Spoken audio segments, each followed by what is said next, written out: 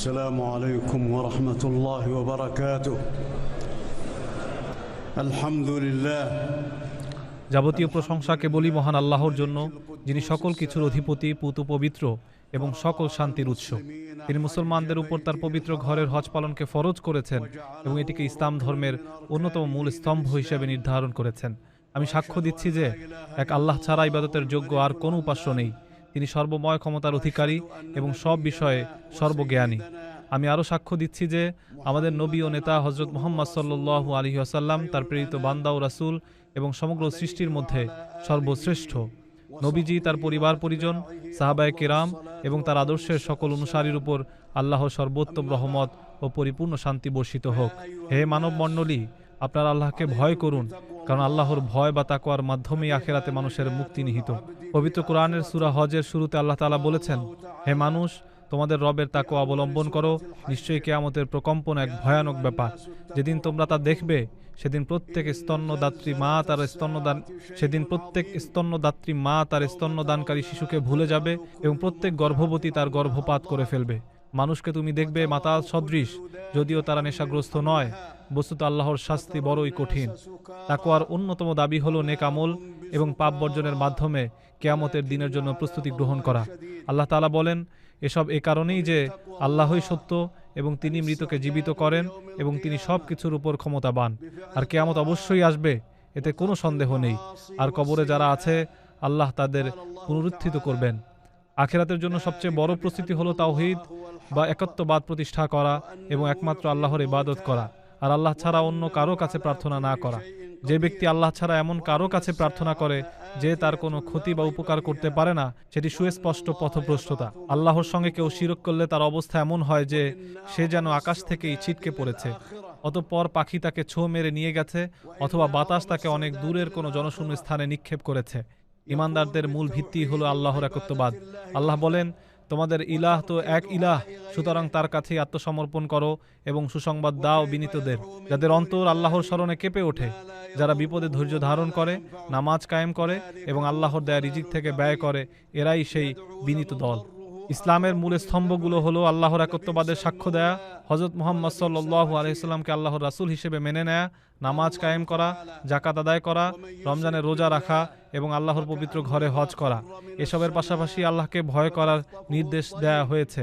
আল্লাহ বলেন, যে ব্যক্তি তার রবের সামনে দাঁড়ানোর ভয় রাখে, তার জন্য রয়েছে দুটি জান্নাত। আল্লাহর আনুগত্যে ধৈর্য ধারণ করতে হবে এবং তাকদীরের উপর বিশ্বাস রাখতে হবে। আল্লাহ বলেন, নিশ্চয়ই ধৈর্যশীলদের তাদের পুরস্কার দেয়া হবে অগণিতভাবে। এর সঙ্গে আল্লাহর দেয়া নিয়ামতের শুকরিয়া আদায় করতে হবে, কারণ তিনি এসব নিয়ামত আমাদের ব্যবহারের উপযোগী করে দিয়েছেন।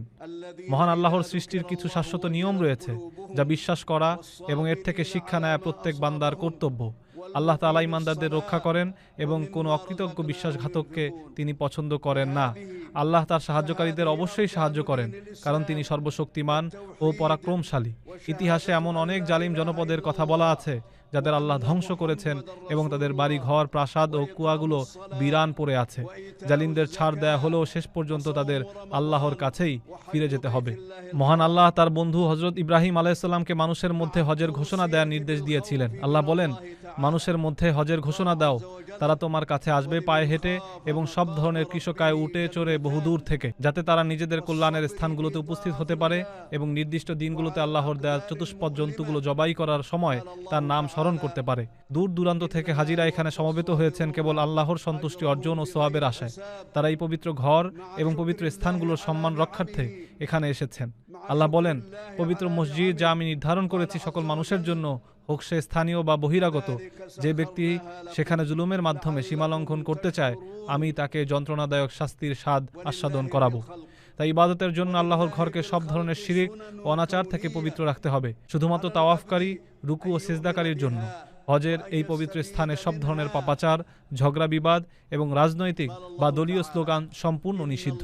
এখানে একমাত্র আল্লাহর প্রতি আনুগত্য এবং রাসূল সাল্লাল্লাহু আলাইহি সাল্লামের সুন্নাহর অনুসরণই কাম্য। যে ব্যক্তি আল্লাহর নিদর্শনসমূহকে সম্মান করে, তা তার অন্তরের তাকওয়ারই বহিঃপ্রকাশ। হজের এই বিশাল সমাবেশে মুসলমানদের পারস্পরিক সম্প্রীতি, ভালোবাসা, সহযোগিতা এবং সহমর্মিতা ফুটে ওঠে। ভাষা, বর্ণ ও দেশের ভিন্নতা সত্ত্বেও এখানে সবাই একতালে ইবাদত করেন। হাজিদের উচিত গরিব দুঃখীদের খাবার দেয়া এবং কথা ও কাজে উত্তম আচরণ করা। আল্লাহ বলেছেন, তোমরা মিথ্যা কথা থেকে বেঁচে থাকো। আরাফাতের এই ময়দান অত্যন্ত মর্যাদাপূর্ণ। এখানেই আল্লাহ তাআলা তার ফেরেশতাদের সামনে আপনাদের নিয়ে গর্ব করেন।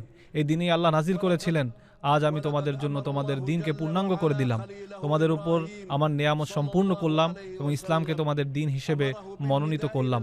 তাই আপনারা নবী সাল্লাল্লাহু আলাইহি ওয়াসাল্লামের আদর্শ অনুসরণ করুন। তিনি জোহর ও আসরের নামাজ একত্রে কসর করে আদায় করেছিলেন। এরপর সূর্যাস্ত পর্যন্ত আল্লাহর জিকিরে মগ্ন ছিলেন। সূর্য ডোবার পর তিনি মুজদালিফায় গিয়েছিলেন এবং সেখানে আল্লাহর জিকির করেছেন। এরপর ঈদের দিন মিনায় গিয়ে জামরায় পাথর নিক্ষেপ করেছেন, কুরবানি করেছেন এবং মাথা মুন্ডন করে তাওয়াফ করেছেন। মহান আল্লাহ আপনাদের মনোনীত করেছেন এবং ধর্মে কোনো কঠোরতা রাখেননি। তিনি আপনাদের মুসলিম নামকরণ করেছেন। তাই আপনারা নামাজ কায়েম করুন, জাকাত দিন এবং আল্লাহকে দৃঢ়ভাবে আঁকড়ে ধরুন। তিনি আপনাদের উত্তম অভিভাবক এবং শ্রেষ্ঠ সাহায্যকারী। আল্লাহর কাছে বেশি বেশি দোয়া করুন, বিশেষ করে হজের এই স্থানগুলোতে, কারণ এখানে দোয়া কবুলের সম্ভাবনা অনেক বেশি। আরাফাতের দিনের দোয়া সবচেয়ে উত্তম। নবীজি সাল্লাল্লাহু আলাইহি সাল্লাম বলেছেন, আমি এবং আমার পূর্ববর্তী নবীদের শ্রেষ্ঠ দোয়া হলো লা ইলাহা ইল্লাল্লাহু ওয়াহদাহু লা শারীকা লাহু লাহুল মুলকু ওয়া লাহুল হামদু ওয়া হুয়া আলা কুল্লি শাইইন কদির। হে আল্লাহ, আপনি হাজীদের দোয়া ও ইবাদত কবুল করুন, তাদের কাজগুলো সহজ করে দিন, পাপ ক্ষমা করুন এবং তাদের নিরাপদে ও সফলতার সঙ্গে নিজ দেশে ফিরে যাওয়ার তৌফিক দিন। হে আল্লাহ, আপনি মুসলমানদের অবস্থাকে উন্নত করুন এবং তাদের সত্যের উপর ঐক্যবদ্ধ করুন।